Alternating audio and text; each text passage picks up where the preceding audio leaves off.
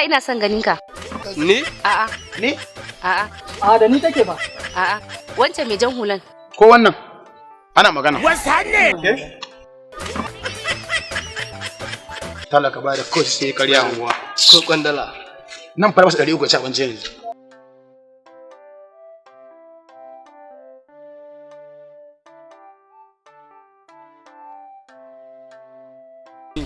Ba kuma bane yasa na kira ka saboda gaskiya ka burge ni da kuma yanayin darajar jan hulan da yake kanka nan. Ban zara Allah dan aikin mu ne fa.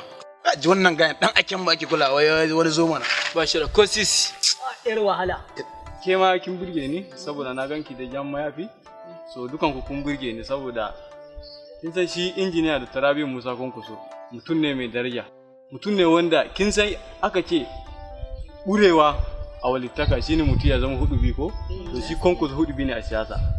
Hudubi ne ba ma wali bane ya jarki wali a siyasa. Hudubi ne shine kankat ba wani sama da shi. Haka ne. Shi yasa Ina ajibota kina kula ko bota haka ake rayuwa.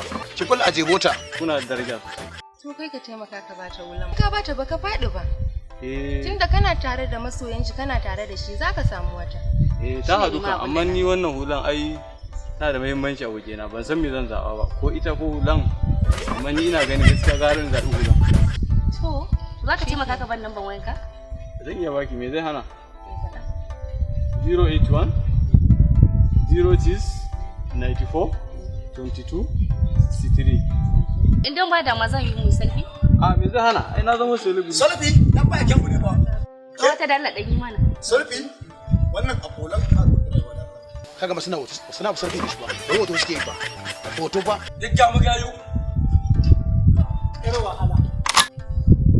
La ilaha illallah. Ina ajibota da Wannan hular Abba Gida-Gida ce fa kawai ka saci wannan. So ai dole in sai wula ba gida nan zan sai zannan nan bugaggiya zan siya mai tsada yana sa ma 150 ma a gwanzo sai ta ba kasuwa gidan biki ce ba. Ni pickup din nan zan sa wacce ake sawa a gidan. To ni gaba ɗaya ma gidan Abba Gida-Gidan zan tare gaba ɗaya in A ba Allah gai. Eh manna. Tana gidan Abba gida. Abba, Shi ne ai